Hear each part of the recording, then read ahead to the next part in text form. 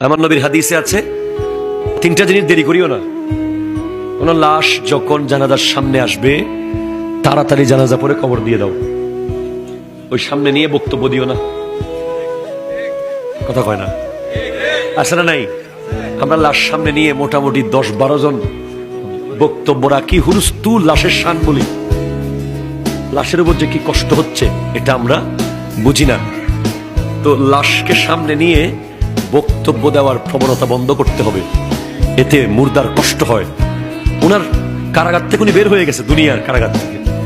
এখন উনি নেককার, ওনার জান্নাত অপেক্ষা করতেছে। আপনি 1 মিনিট এখানে কারাগারে রাখতেছেন জোর করে ওনাকে, ঠিক কিনা? কথা ধরে বলেন।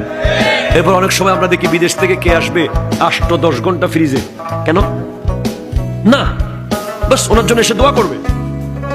বিদেশ থেকে একজন লোক, ভাই ছেলে, ভাই বোন কে আসবে, তার জন্য একটা মানুষকে বরফের ভিতরে আপনি ঢুকিয়ে রেখেছেন না, তার উপর জুলুম করেছেন। এটা করা যাবে না। কসরু আজমিল মাইয়াতে কাকাসরিহি হাইয়ান, হাদিসে আছে একজন মুর্দার মরার পরে হাড্ডি ভাঙা জীবিত অবস্থায় হাড্ডি ভাঙার চেয়ে আরো কঠিন কষ্টের। তো মানুষকে বরফে রাখতে পারবেন আপনি? 10 মিনিট রাখা যাবে বরফের ভিতরে? আপনি এসি একটু বেশি বেড়ে গেলে আপনি কমাই দেন, ফ্যান শীতকালে একটু বেশি চললে আপনি বন্ধ করে দেন।